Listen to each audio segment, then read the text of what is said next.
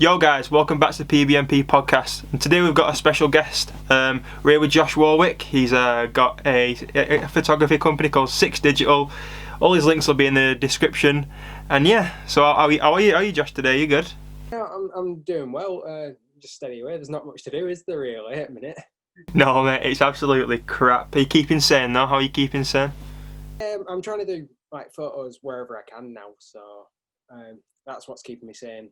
Like, because if I'm not working, then I'm doing something photo related, and if I'm not doing that, then I'm doing something else. Yeah, I get that. Is it? I know, because of all this Tier 4 stuff.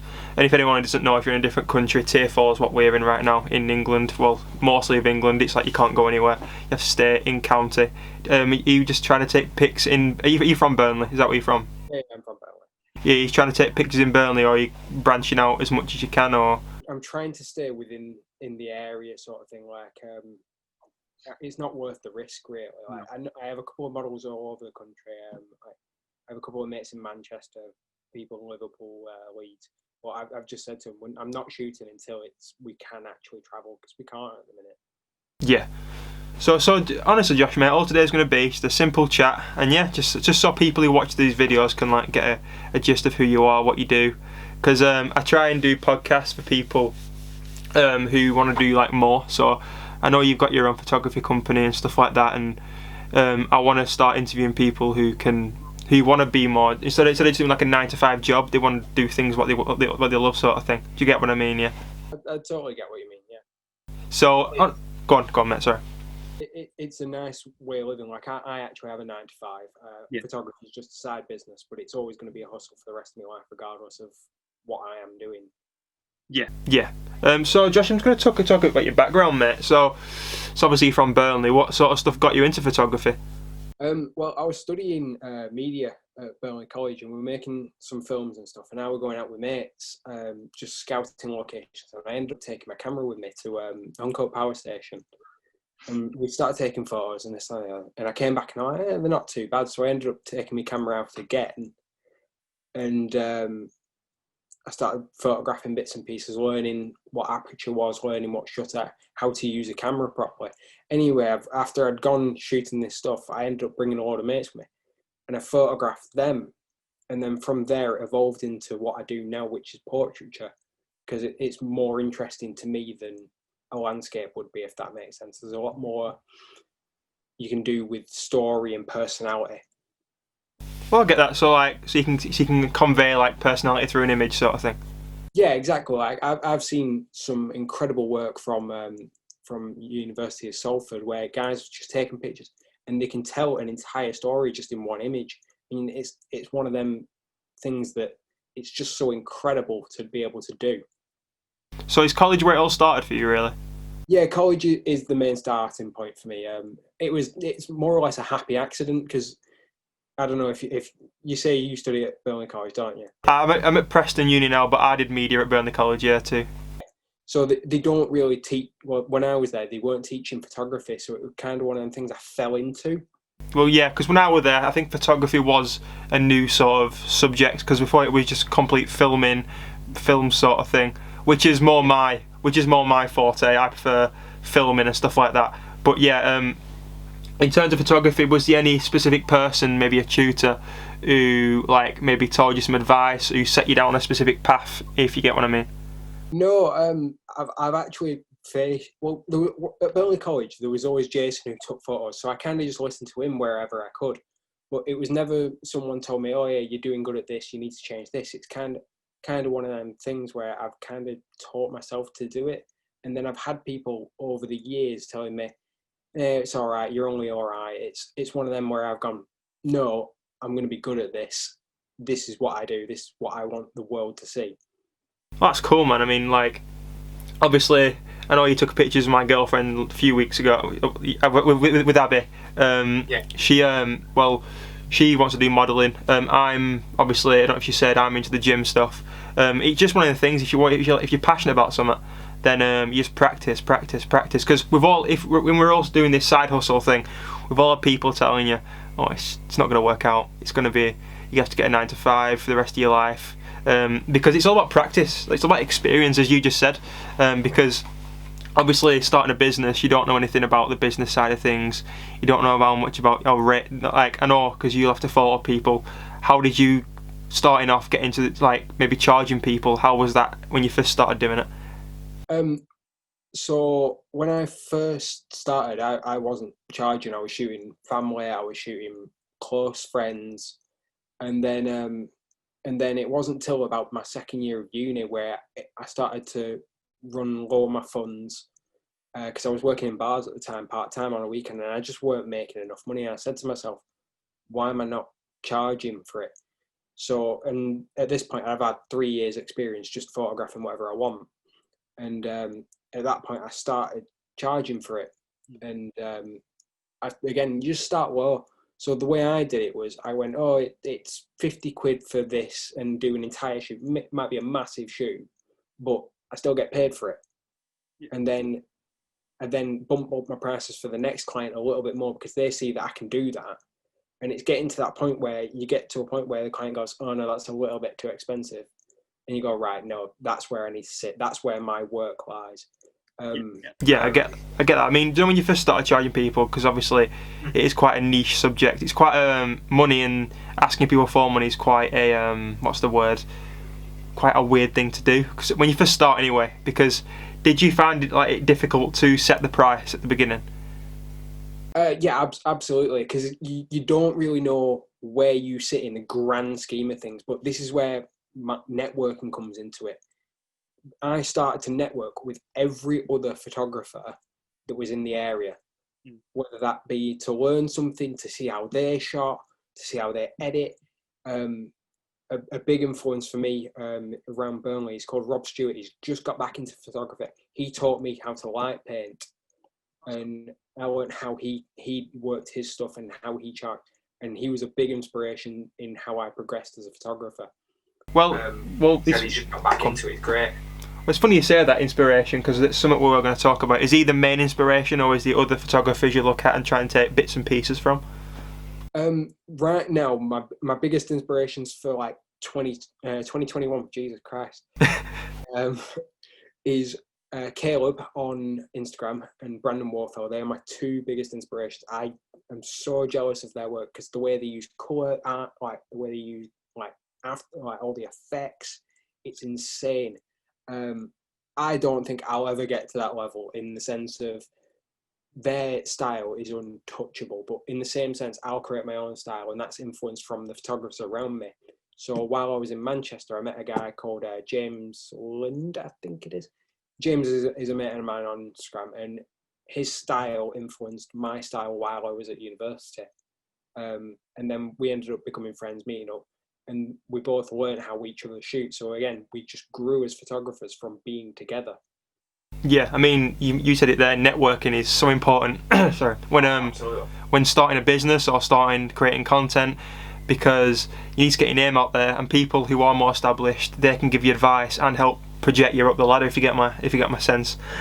So, like with me, I got in touch with someone from America who's a fitness YouTuber. When he came on the podcast a few weeks ago, and he's just good to like get an older head and someone to help you keep grounded and give you advice. Is that what you found when you were talking to people, like they pointed you in the right directions? Yeah, but you've got to ask the right questions, sort of thing. So as you're doing now, like you can't just turn up to a photography shoot and go, oh, like how do you do this? It's like, no, why do you do this? What makes an image look this way? And it's about asking the right questions, because it's not always about turning up somewhere and seeing someone. It's about going prepared, and that's what a lot of people fail at when they go into doing business and photography and all this, is they're not prepared enough for meeting other people or meeting clients. So for example, when I meet a client, I have an expectation of what I want from the client, but I always ask, what does the client want? So I don't know if Abby had told you, but I said, what's your style? Just because then I can adapt my style to hers, and then we create a good collaboration between us both. Yeah, I mean, that's awesome, man. I mean, obviously, as I said before, you've got your own business, Six Digital. Where'd the name come from? How'd you start the name up? So this was like the second year of university. So we did a thing called like professional development. It was all right. But they're like, right, if you're going to develop as a freelancer, you need a name, brand, this, that, and the other. And I was coming up with like Joshua Warwick photography because that's what I used to go by. But I thought it doesn't have a ring. It doesn't roll as quick. So I was thinking 6 digital. Right, what do I want? So I said, right, I want 6 digits in my bank account. And then I'm a digital photographer. Like I don't shoot film as much as I love the look of film. I can't shoot it. And then I'm from Burnley. I don't know whereabouts you're from, but we have a reputation of having 6 digits on our toes. So 6 digit owl. So it's that blend of all three. Yeah. And I just think it's a nice little joke because it's a good story to tell people. Oh, it is, because like I've spoken to a lot of business. Obviously, when starting my business, I started to a lot of business owners because I had no idea what I wanted to call mine at the beginning, and everything they told me has to be something personal, has to be something serious. But it's just refreshing to hear like it's just a bit of a local joke. It's something like an inside joke sort of thing. That when people ask you, you're not so serious. Like if you've got a good story to tell when speaking to a client, it can instantly be a relaxing interaction. Exactly. If you can make someone relax, like this comes back to the money thing. When you're charging, if you can make people relax and feel confident in you, they're more willing to pay up. If you're going, oh, can I please maybe, can you, and you're stuttering, they're not going to be confident in you. Whereas you go, no, I'm charging you this much because of this, this, and this. People believe in you then, and that's where it all comes from. Yeah, I mean, confidence. You need to ooze confidence, don't you, when you own a business? Because people will easily rip you off. Oh yeah, they try all the time. It's not right, mate. In terms of your business, what year did you start your business? So again, it's not a registered business. It's more of just a page and how I run things. But again, it comes down to about the second year of university. So that would have been nearly 3 years ago. Oh, so you finished university now? Yeah. I left about 2 years ago. I graduated in 2018, I think it was. That's cool. Which 2019. Which uni were you at? Salford University. Salford. That's cool. That's where Abby's at, because I know she said it's very good for its media aspects. Yeah, absolutely. I studied film production there, and honestly, this is my word of advice for any film production person ever: network like hell, because otherwise, when you leave, you've got nothing. Like I made films with not even hundreds, probably like 10 to 20 people, and I didn't network properly, and it left me in a position where I had to go, right, no, what do I really want from my degree, and what do I really want to do now? Yeah, totally agree. I mean, like you said, networking is so important. In terms of like your personal like page, how long did it take for you to start gaining interaction on your Instagrams and all your socials? I'm still waiting on it. Got a fair amount. No, I find that a lot of my interaction comes from my stories, so I post a lot of stories to get interaction. So, like I said, it comes from my stories. That's where I get all my interaction. Because not many people are bothered about commenting on my stuff unless it's something extravagant. Like once you see my stuff, you can tell it's my stuff from a mile away. So people who follow me for a long time aren't bothered about commenting on what looks good because they just like it and that's it. But when I do this stuff like I did with Abby with the Jets, people don't see that from me too often. I leave them for the special shots, and that's where I get interaction on my page that way. Facebook's always a good one because what happens with Facebook is when you tag somebody, all their friends can see it rather than just the people who follow my page. Whereas Instagram's one of them you have to rely on the other person to share it as well. Yeah, I mean, like I said, socials are incredibly important, but it's different ways of doing it. Like for us, we're still growing our socials. In terms of like maybe, I know you're a solo solo guy. When in like years to come, are you looking to maybe have a team helping you, or as the page grows, or is it just always going to be you? Is that you? It's always going to be me. I've thought about doing like a team thing. This was something I used to talk about with a couple of guys from uni.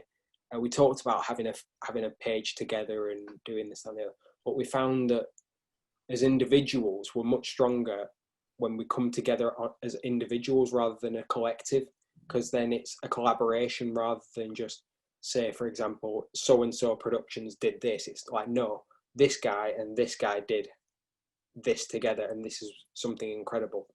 So it'll always be me. I might get like an extra pair of hands in.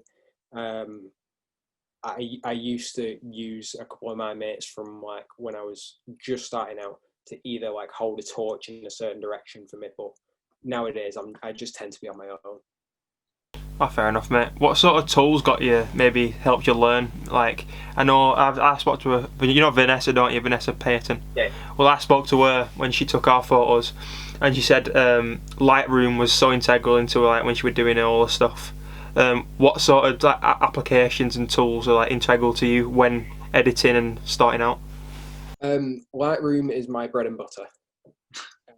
Without Lightroom, I wouldn't have the look that I have. So like the way I edit is very much down to my eyes, and Lightroom allows you to do that. Whereas Photoshop allows you to manipulate stuff. So what I tend to do is I get all my images in Lightroom, go through them, and I might go, that's the one that I want to do in Photoshop, and then manipulate it, and then go back into Lightroom to give it my touch and my look, if that makes any sense. Yeah. So it allows you to put your own stamp on it, sort of thing. Yeah, more or less, without actually having to put my watermark on it. But have you had any plans to maybe expand in the future? So start maybe a YouTube sort of thing, get your pictures on there, other type of social medias. Currently, I'm working on getting my TikTok up and running. I've had it for a little while, but I've only been posting bits and pieces here. But just from looking at the market at the minute, TikTok is an absolute powerhouse at the minute. And if you can post content and create a personality on there, you've got something good going for you there. I mean, I only have about 150 followers on that, but I get more interaction on that than I do on Instagram, in the terms of people want to learn off it, because it's a video format, and the way you present yourself on it, people want to know more about you rather than just the content of the video. Yeah, well, after we finish recording, if you can send me your TikTok username, I'll put it in the description, then people can obviously look at it. Yeah, that's fine. So I know TikTok, it is quite a big trend now, isn't it? I mean, in terms of our stuff, I've tried maybe, because a few customers have messaged us because we've used them. They've found us from TikTok because I did workout stuff, and they've asked us to like do packing tutorials of how people do maybe pack the t-shirts. Have you thought about doing, like, I don't know if you have because I haven't checked out your TikTok yet, have you done any behind the scenes things, so maybe tips on how to edit videos, or how you collect not videos, how you edit pictures, how you collect pictures? Is that something like behind the scenes thing? Is that something you think you'd be doing in the future? I'm going to be working on that a bit more. I've just posted a tutorial on how I edited one of the photos of Abby, because somebody asked, can you do a tutorial? Normally I wouldn't think to do that, but that's part of my New Year's resolution, is to become more confident hearing my own voice and being able to edit my own voice, because it's one of the most annoying things in the world. But no, people love that sort of thing. And then most of my videos that I do that are just offhand are behind the scenes stuff, it's because people want to know how is it done, even though 9 times out of 10 I'm pressing a button.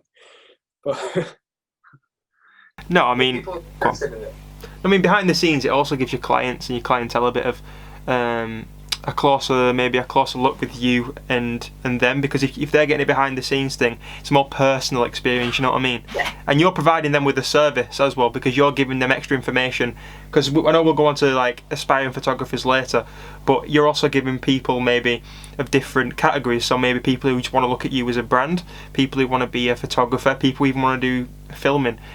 Filming and photography is similar in terms of like the colour saturation sort of thing, because you still want to get that right mood and tone within that image, don't you? So even different niches will come and look at your content if it's behind the scenes, and you're providing them with a service. So you're getting a variety of different clientele who maybe just aren't photographers, maybe are filmmakers. Yeah, this comes back to when I'm at uni. A lot of the guys who do follow me are filmmakers. I was quite an oddball while I was at university, in the sense that I did photography. A lot of the guys that went to my university and studied film production tend to be videographers, and they create some of the best content because they just travel, and the way they do videos and tell stories is something unreal. And even though I could in theory do that, I prefer my photography, so I stick to that. That's it, mate. Stick to your bread and butter, isn't it? Yeah, kinda. It depends. So when I first started out, like doing any sort of photography, and I was trying to get clients, I was about 16, just fresh out of school. I got bullied throughout high school, like completely bullied, very little confidence. And it wasn't until I was about 17, 18, when I was working in a bar, where my boss was pushing me to start talking to customers, like whether it's just to collect their glasses or just have a chit chat. And that's where my confidence came from, was that paired with other outside sources from other things I've done. So I used to do martial arts, and that was a big influence in how I used to talk as well. So again, it comes down to practice and being exposed to it. So if anybody is starting out doing it and they feel a little bit unsure about it, just do it. I can't stress it enough, in the sense of just do it and hope for the best. Like, it doesn't matter if you mess up, because at the end of the day, if a client wants you, they'll have you. Yeah, I mean, everyone's going to make mistakes, aren't they? I mean, we've all made mistakes at the beginning. Yeah, exactly. Well, everyone makes mistakes, but that's the process of it, isn't it? Yeah, I mean, I think, like you said there, just do it. And I think I've spoke about this for other people. There's a perception, because obviously you live in Burnley, I live in Burnley. It's quite an old-fashioned town. It's a very industrial town, and there's a perception in towns like this that a 9 to 5 or maybe just working for another person is the norm. Going to university, going to school, getting a job 9 to 5 is the norm, and that's why I do stuff like this, because people who obviously, I know you've got a 9 to 5 as well. I think Abby said you're in dental. Is that right? Yeah. I've just started an apprenticeship in dental nursing, and then I'm planning on going further afterwards. Again, mate, that's fine, but as well, you're doing your side hustle, and I think people don't do the side hustle because they're afraid of what other people will think, and it's just important just to do it, because like you said, you're going to mess up anyway. You're going to mess up doing what you love rather than messing up doing what you love. Do you know what I mean? Yeah, exactly. Like in round Burnley, when I go through Burnley now, there's 2, maybe 3 types of people. You've got the people who are the entrepreneurs, and they're the guys who run the bars, who run the restaurants, and they're some of the most intelligent people you'll meet. And then you've got the people who work for them, and when you work for them, they're the people who are some of the nicest people you meet, but are sometimes scared to take a risk. But in the same sense, some of them will want to do that side hustle as well. Like, the amount of bands that are in Burnley who are actually incredible. Like Canvas is one of the bands I work with. Them guys, they all work properly, but they all have this band, and that's where their side hustle is. And I think it's one of them things that you need to have, or else you're going to go insane. I mean, I think lockdown provided that for a lot of people this year, because a lot of people, because I put it on Instagram over there. It's been a year of sort of reflection of, like, because you've had so much time to yourself, and it's basically like a new start because you've got nothing to do, and you want to start doing things you want to do. Because I think lockdowns give people, they've missed having the opportunity of having less shackles on them, having a bit of freedom of going wherever they want to go, and lockdowns provided that sense of, like, what's the word, restriction. And it's made them, maybe when this is all over, to do things they want to do, because they've been prevented from doing that for so long. And that's what I did, that's what other people I know have done. And I think, like you just said, there is a lot of people in Burnley who have started being the entrepreneurial type. There's a lot of people who aren't entrepreneurs, and there's a lot of people who aren't entrepreneurs with a side hustle. So, I mean, if I could, like, tell everyone to have a side hustle, it'd be amazing. But I just think I think within this culture, or I think within the atmosphere within this town, there is that slight fear of doing it, because they're scared of what people will laugh at them, scared of people what they'll think. Have you ever had, like, maybe on a shoot or any time, like, people maybe say, what, like, stare at you, what's he doing, if you get my gist? Yeah, it took me a while to get used to it. It's one of them, like, even when models, so, like, I tend to shoot with models who've never modelled before, because I want to get better at directing. as well as just making people feel good about themselves. That's part of why I do the photography. But it's one of my sayings while I'm shooting. It's like, oh, don't worry about the funny looks. You get them all the time. It doesn't matter. People will look, because it's something that doesn't happen on a daily basis. It's like if someone were walking down the street with half an head missing or something like this, you'd look, because it's abnormal. People are curious. That's why people look. Occasionally, and it happens in Burnley, you get the odd one or two who go, oh, he's pointing a camera, and start laughing at you. You just sat there going, well, yeah, laugh all you want, but I'd take a really cool photo, so don't matter. No, I mean, because they'd probably look at your photo and go, oh, that'd be cool, I'd love to do something like that. Do you know what I mean? So it's, honestly, like, I've learned with this, I've talked to people, even doing YouTube, like, obviously you're going to get the negative comments and you're afraid of that, because before this, I couldn't listen to my own voice, I couldn't speak to a camera. I still get the odd time now, but it's just, it's growing in it, it's growing in confidence. And obviously at the beginning, you think, oh, what if my mates see my videos, they're going to take the piss out of me. But it's like, you don't care, because then you think if they're your mates, they'll support you. If it's your family, they'll support you. And other people who just laugh. People never punch down, mate. They always punch up at people. And they're just jealous. It's just jealousy. That's all it is. And that's what people who are afraid to do a side hustle or be entrepreneurial, that's what people have got to understand, because that's something it took a while for me to process, and I guess you've got round to it because you've got your own side hustle. So it's being confident in what you're doing, not giving a fuck what other people think. You know what I mean? Yeah, it's one of them. People will always laugh at you regardless of what you do. People still laugh at me now. Like, it's one of my biggest pet peeves as a photographer. This, especially as a male photographer who shoots primarily female portraiture. It took me ages to get rid of it. I had a reputation of, oh, he's a bit of a creep. He's doing this to get close to girls, and it's taken me years to get rid of that. But I got to the point where I was just like, I know I'm not, so why am I being bothered by it? Like, just carry on and prove to them I'm not. It's annoying that it does happen. I'm not going to say I don't know any photographers who are creeps, because I know a few. But the photographers who aren't, make sure that their work is of a standard where, if anyone does say it, they'll just go, my work speaks for itself, and I'll shut the fuck up. Exactly, mate. Exactly. And I think people do tend to take the piss out of things they don't understand, and maybe they're a little bit threatened by. So, like we said before, people, if it's not of the norm, they will take the piss out of it, or people are just doing it because they're jealous, mate. That's all it is. And if you believe you're truly good at something, like you just said, your work will speak for itself, and your reputation will speak for itself. Like your clientele know you're not that. And your reputation, your record, you know you're not that. Yeah, so it's one of them. Like, when someone starts laughing at you or starts a rumor or something like this, you just go, I know I'm not. Why am I bothered? Prove them wrong. And that's my sort of mantra when it comes to it. Good. So, Josh, the next thing we'll talk about, I know we've sort of gone over this, but there is a lot of upcoming photographers I know. Because I went to Burnley College, I've still got a strong relationship with a few of the tutors. I mean, we've just got a partnership with Burnley College in terms of like. So when you were there, did you get like fake live brief sort of thing? So you do a live brief. From what I can remember, God, you're talking 5-6 years ago now, probably a bit longer.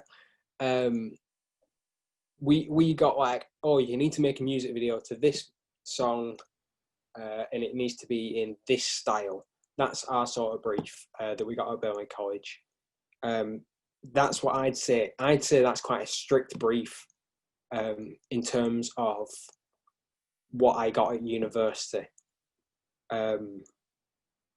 So the university briefs that we got was like, make a 20-minute film. It can be whatever you want.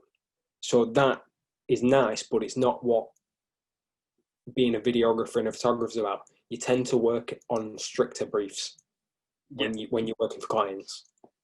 Yeah, I mean, so the photographers in college, maybe you know personally or you don't know, is any like maybe a few words of advice that you'd probably give to them? Because I know, like you said, you're 3 or 4, you've been doing photography for like 5 years now, but you're like a fair way in your journey. Is anyone at the beginning of the journey you can give some advice to? Yeah, learn to edit like without a doubt, like that is what will make you stand out. Is if you can edit in your style or what works for you, then that will make you stand out. But that being said, learn the fundamentals. So I can't stress that enough. If you know what every rule of photography is, you know which ones you can break. So a really good example of that in my work, shadows and highlights. When you go into Photoshop or Lightroom, you can blow them out and make the black too black, and it shows up on your histogram, I think it's called. Now the trick with that is I listen to the highlights, but I don't bother with the shadows too much because I know what format I'm exporting in, what I'm exporting it to, where it's going. But that's, again, one of them rules that I've had to learn to know how to break, if that makes sense. Yeah, I totally understand. So it's 2021 now. Every year is a new year. Have you got any maybe like goals you want to break or goals you want to set for the upcoming 12 months? Try and take your page to the next level, your photography to the next level. Yeah, my 2021 sort of New Year's resolutions. I want to get 1,000 followers. I've been working for that for absolutely ages, but I've currently learned a couple of new marketing techniques off TikTok, to be fair, that I want to then implement onto my page. And I want to start to experiment with my editing a little bit. I feel like my style is not getting stale, but I need to know a few more different styles in order to get more clients, if that makes sense. So fair enough, people like my style, and that's why I've got the following I have, and that's why people like my page. But in the same sense as when I get a client, I need to be able to adapt and evolve where I need to. Yeah, totally get that, mate. Honestly, totally get that. I'm sure this year will be even better for you than the last year. Anyway, Josh, that we've covered everything. Like I said, I'll put all your links in the description, pal. I really appreciate you coming on today. Like I said, guys, check out Josh's page in the description and his TikTok. I'm sure you'll do great content on there. Again, that'll be on the description too. Yeah, guys, if you check out Josh, and thanks for watching. Summertime, California sunset on my mind. Feeling too high for my state of mind. It's a paradise, I'm lost in a skyline.